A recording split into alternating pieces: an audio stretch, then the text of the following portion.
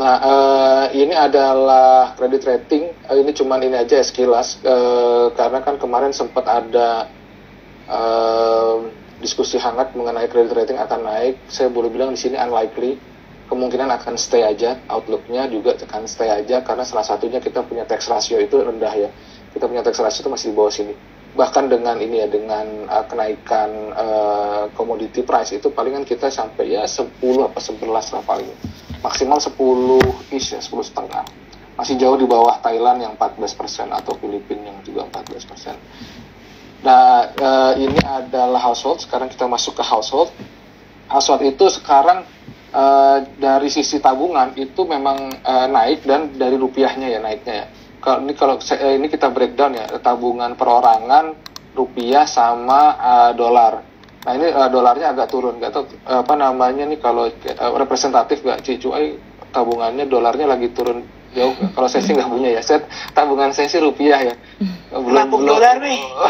belum cukup kapitalnya kalau mau nabung dolar.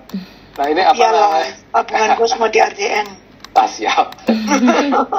Nah, cuman ini apa namanya yang menarik itu saya mau saya mau jelaskan di sini juga. Kemungkinan besar sih pada naruh di ori, karena ini orinya lumayan tinggi ya naiknya ya dari semenjak 2022. Dan ini Mei ya, Juni kemarin tuh kalau nggak salah ada deh, seingat saya, dan itu memang serapannya bagus sekali. Jadi apa namanya selain spending appetite yang turun di saat yang bersamaan tabungannya naik dan orinya naik, saya pikir sih cukup ini ya lumayan lah kita kalau mau argue purchasing power tuh sebetulnya nggak turun-turun banget gitu, atau sebetulnya masih kuat, cuman memang orang belum spending aja. Nah kalau misalkan kita lihat di sini consumer confidence index-nya memang naik ya, tapi retail sales index-nya masih flat. Jadi emang ini confidence-nya ada tapi belum translate ke jajan. Wah gue yakin nih ekonomi baik-baik aja, tapi aduh mau jajan tak dulu deh. Jangan-jangan masih ada resiko gitu. Sama mendingan gue taruh di ori aja gitu. Kayaknya kurang lebih seperti itu ya saya bacanya. Nah ini di kanan ini adalah SSSG, salah satu retailer terbesar. Saya sengaja nggak sebutin namanya, takutnya saya nggak punya izin untuk sebutin namanya. Jadi ini salah satu retailer terbesar dan SSSG-nya sangat turun di second quarter, dan ini padahal ada lebaran. Nah arguenya mereka sih katanya ini karena memang lebarannya weak banget dan bansosnya turun. Memang bansos turun, saya boleh balik sedikit. Nah ini bansos emang agak turun, social assistance yang dulu tua ini agak turun. Cuman data per Juni itu seharusnya udah mulai naik. Dan berita gembiranya ini konon itu pemerintah mau naikin sih bansosnya. Saya nggak ngerti nanti caranya gimana. Mungkin dari tahun depan mau di carry forward ke tahun ini atau dan seterusnya. Cuman ada selentingan, ada gosip si bansos ini mau dinaikin for whatever reason ya, dan it's good for the grassroots ya. Tadi kalau Cuai nanya grassroots, it's good, bansos is always good for grassroots. Tiap orang boleh berargumen itu mendingan bobokan, mendingan ngasih kail daripada ngasih ikan, untuk sifatnya pragmatis gitu, pragmatis praktis ya untuk bisa naikin si grassroots people ini punya consumption. Terus, nah ini agak sedikit analytical. Jadi sebelah kiri itu kita punya hitungan mengenai middle income class, sebelah kanan itu data terakhir mengenai unemployment. Jadi kalau kita lihat ini middle income class cukup terkena ya, ketika kan kita sering diskusi si pandemi ini justru membuat yang kaya makin kaya atau yang kaya makin kaya banget gitu. Dan yang middle class itu turun ke bawah, dan kurang lebih memang demikian. Ini kita ngolahnya nggak sendiri ya, kita ada barengan dengan salah satu lembaga donor terbesar. Saya orangnya nggak mau disebutin namanya, cuman ini quite reliable, kita boleh bilang ya. Dan kita lihat di sini middle income class-nya ini kan cukup turun nih sampai 2022, cuman nih 2023 seharusnya mulai improve. Salah satunya kalau kita lihat 2003-nya kenapa saya bilang improve, hitungannya improve, cuman saya nggak bisa sajikan di sini. Ini salah satunya indikatornya ini educated unemployment-nya ini mulai turun. Jadi orang-orang yang yang terpelajar itu mulai punya pekerjaan. Misalnya kayak deket rumah itu ada desainer arsitek itu pas pandemi dia benar-benar terpukul, nggak ada pembangunan apapun. Wah, dia jatuh sejatuh-jatuhnya. Nah, ini kemarin kan baru dia mulai ada ini lagi, apa tuh namanya, orderan untuk bangun pabrik. Kalau nggak salah pabrik, saya hampir ngomong merek lagi, apa namanya tuh? Pembasmi serangga, pabrik pembasmi serangga di daerah Brebes kalau nggak salah mau bikin. Dan dia mulai ada pekerjaan lagi. Nah, hopefully itu seluruh Indonesia si educated unemployment-nya turun terus sampai pada titik pre-pandemic. And that's about it. Kita melihat second quarter ini masih bisa grow 5,2. Ini 5,2 ini cukup optimis ya kalau kita lihat. Jadi menurut kita growth-nya di second quarter ini masih ada di private sector ya. Jadi ini ada second quarter ini berarti 2 minggu lagi. Nah, second half itu menurut kita bisa lebih tinggi, hopefully, dengan catatan si C-nya itu, si election money-nya benar turun, sama government benar carry forward apapun yang mereka mau lakukan di bansos ya, terutama bansos sih kalau mau easy fix gitu. Nah, terus untuk yang 2024 ini terus terang mungkin agak low memang karena autopilot, cuman not necessarily demikian untuk ininya ya, untuk equity marketnya, karena biasanya itu nanti ini si X gitu, punya biasanya merepresentasikan saham apa, berarti biasanya itu naik tuh. Si X, misalkan Bapak X gitu punya representatifnya saham ABCDE gitu, kayaknya dia bisa menang. Nah, itu biasanya rally itu. Terus sama saya harus highlight di sini di pemerintahan berikutnya itu yang sudah di underline disuruh lanjutin adalah IKN.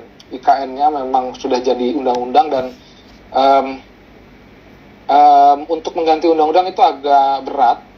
Jadi kalau misalkan nanti yang kepilih itu bukan titisannya Jokowi, yang bisa dilakukan itu setelah kita diskusi dengan beberapa orang itu adalah tahapan IKN-nya bisa modify gitu. Cuman kalau misalkan titisan Jokowi, konon langsung digeber. Terutama nanti itu warisannya itu adalah duit itu tadi itu yang sekitar 700 T. Ini kalau ini kan untuk GDP-nya ya kita masih expect consumption, terus investment juga seharusnya masih oke. Untuk menyelesaikan proyek-proyek yang udah yang udah ada, termasuk buat yang swasta, mungkin yang mining ada penurunan, tapi yang lain seharusnya sih ada peningkatan, dan secara general sih ya minimal masih sama lah dengan tahun lalu. Nah, ini saya kotakin BI rate karena BI rate ini di sini bisa jadi kita akan revise in the near term, karena kalau rupiahnya itu stabil terus, ini unlikely jadi 6, masih 5,75. Kalau di sini 5,75, tahun depan juga masih 5,75. Cuman masalah kayak tahun lalu itu rupiah itu kan second half itu lumayan under pressure tuh. Nah, I don't know ya, kalau misalkan rupiahnya 17.000 gitu misalnya, saya jadi BI sih kayaknya akan saya naikin ya. Agak scary sih 17.000. Cuman again ini adalah hipotesis, arguably mungkin kalau misalkan nanti ada yang keberatan bisa kita diskusikan view-nya. Dan that's about it sih, mudah-mudahan saya nggak kepanjangan. Demikian dari saya kembalikan ke Cirita dan Cicu. Oke, thank you banget nih. Memang tahun ini agak tough ya, tapi berkat Lutfi yang dari awal tahun kita invite memang udah selalu optimis, agak melegakan sih. Soalnya yang lain tuh view-nya negatif aja, jadi bawaannya kita juga udah lemes. Tapi kalau ada Lutfi yang semangatin, ya agak ada balance, itu bener sih. Kalau nggak kita bawaannya udah ARB deh, udah takut aja bawaannya.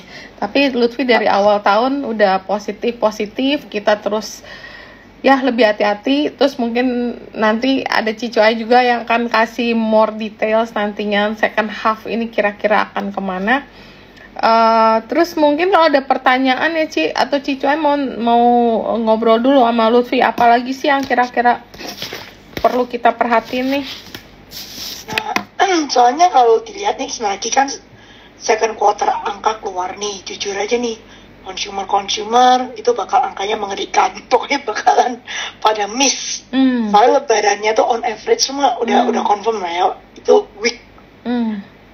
Ya kan, ya consumer dia tinggal apakah kita gunain waktu resultnya jelek itu time to buy, benar, atau malah kabur gitu kan. Waduh, resultnya mau jelek, kabur dulu gitu. Terus avoid forever, ya nggak? Iya. Tapi konon MAPI masih bagus loh, MAPI. Mungkin MAPI karena itu gak sih potensial Q45 gak sih, maka harga share price is very strong. Ya resultnya biasa aja sih, maksudnya nggak elek, nggak sejelek yang lain karena MAPI kan middle up ya. Tapi nggak spektakuler sih kayaknya. Nggak sampai yang super bagus, tapi paling mendingan mungkin di antara yang lain. Iya. Soalnya kemarin kan baru keluar itu SSD-nya itu langsung miss expectation, mitin keluarnya cuma lotin, ya nggak? Langsung saham dibantai si Asus. Apa karena waktu 2 weeks itu ada indikasi bahwa akan keluar mitin, makanya semua orang udah high expectation gitu. Ternyata keluarnya loh kok gini gitu, makanya sahamnya langsung koreksi. Tapi ini Ramayana pelan-pelan naik loh, Ci. Oh, karena ada buyback. Mau placement. Oh, gila. Padahal aku udah beli tuh, terus gak sabar lama naiknya. Yang bagus tuh MAPA sama MAPI. Gila, MAPA udah placement, pikir placement di bawah bakal ada koreksi, ternyata naik terus sampai udah stock split, dia masih keep on shining, gila sih. Nah, terus tapi kalau kayak kayak Indofood, Mayora, ada risk gak dari kenaikan harga Softcomo tuh? Lutfi ada view gak? Kalau yang CPO ya itu saya mau ini sih jelasin, mudah-mudahan kalau misalkan lihat nanti mungkin, jadi pemerintah itu udah punya ini sistem monitoring minyak sawit. Iya, benar. Jadi jadi pemerintah itu udah bisa monitor nih, oh nih lu produksi berapa, masih di proses berapa, udah di pasar berapa. Nah, terus itu untuk DMO. Jadi jatah ekspor. Jadi kalau DMO-nya udah terpenuhi kan dia boleh jatah ekspor tuh si CPO produser. Nah, kalau misalkan dia nyari CPO-nya di onshore, unlikely ada kenaikan ya, terimpact dengan kenaikan harga, karena harganya masih di pack di situ. Cuman ini sekarang lebih fair aja, karena begitu kan dia ketahuan tuh DMO-nya berapa, yang boleh diekspor berapa. Nah, itu bisa lebih dihitung gitu sama CPO produsernya. Cuman kalau apakah terimpact untuk domestik punya cost-nya itu unlikely, karena si harganya masih di pack gitu sama pemerintah. Jadi positif nggak buat emiten atau netral aja? Nah, kalau itu mungkin harus ada tambahan analisis ya, karena saya sendiri nggak ngeliatin CPO specifically. Saya biasanya nanyanya sama Hans Tantio, atau dia lagi dengerin nggak? Oh, oke. Iya sih. Nah, terus kalau yang tadi, yang Softcomo ini, kalau misalnya cenderung Softcomo, oke, sekarang kan semua orang lagi sibuk El Nino, kering lah, apalah, ya kan? Ingat ya, CPO tuh kalau kena El Nino, itu volumenya nggak ada loh. Jadi company itu hoki-hokian loh, guys. Misalnya harga naik pun, kalau volume lu hilang ya podo aja lu bocuan gitu kan, malah kena pajak. Karena kan pajak itu nggak lihat volume, pajak itu lihatnya harga. Jadi be careful on that part. Jadi jangan always assume El Nino tuh harga naik lu cuan, soalnya kadang-kadang volume lu nggak ada tapi pajak lu datang. Itu satu yang harus dilihat. Jadi per company mesti dilihatin satu-satu yang CPO itu. Terus kadang tuh El Nino tuh suka-suka, jadi ya kena bisa Kalimantan tok, bisa Sumatera tok. Nah lu mesti buka itu, lu punya CPO tuh yang productivity di pulau mana. Jadi nggak bisa langsung dihajar gitu tentang El Nino, beli aja CPO gitu kan. Gak ada gunanya. Cuman kelihatan kalau go back one by one. Cuman yang yang encourage itu biasanya kalau memang kejadian El Nino yang lumayan severe itu biasanya sial itu petani, karena petani itu jarang mupuk, jadi volume yang hilang banyak. Biasanya kalau company biasa hilang 50%, petani mungkin hilang 60-70. Jadi kenaikan harganya tuh suffering volumenya kebanyakan petani, which is come back to our purchasing power lagi. Pertanyaan kalau nggak ada duit gimana purchasing power yang di bawah, ya kan? Nah itu lagi. Jadi CPO masih lihat satu. Gue sih biasa aja jujur. Harga CPO yang naik kita of course senang, tapi kita harus ngecek lagi volumenya gimana. Itu one thing gitu kan. Terus kalau ya inflasi ini ada yang tanya nih perjanjian wheat-wheatan. Ini kita ngomong soft commodity dulu ya salah satu. Si wheat itu gue nggak tahu terakhir itu Rusia jadi cabut apa nggak cabut sih? Cabut kayaknya. Cabut ya? Nah kalau dia cabut ya wheat naik. Kalau wheat naik ya berarti Indofood dan Mayola lalu masalah kan? Soalnya kan mereka wheatnya gede banget pakainya. Walaupun mereka bisa ada inventory berapa bulan, tapi impactnya biasa harga sahamnya move karena wheat ada belum tentu wheatnya itu dipakai sekarang kan. Tapi orang udah panik kan sell duluan. Ya sentimennya negatif lah jadinya. Sentimen kena duluan gitu kan. Oke. Ini ada pertanyaan aku coba ini ya. Pak Lutfi, bansos itu berupa apa ya generally? Angkanya 200T. Normal, yearly kah? Menarik nih. Jadi bansos itu sekarang yang menarik itu ada yang bantuan untuk stunting. Jadi pemerintah punya program meminimalisir biasa bahasanya pemerintah tuh kayak memerangi stunting gitu-gitulah. Ini bagi-bagi telur sama ayam. Nah itu yang menarik sih. Telur sama ayam bukan ayam hidup ya. Ayam udah jadi daging udah dipotong. Udah, nah itu kemarin menarik tuh soalnya itu lumayan kok itu anggarannya ininya ya dari si 200T itu yang buat stunting itu kalau nggak salah 5T apa berapa gitu 10T gitu kurang lebih ya, yang buat ayamnya sekitar segitu. Lumayan tuh kalau misalkan jalan dan ternyata memang bagus buat ini ya, buat program stuntingnya secara umum dan demand ayam secara khusus.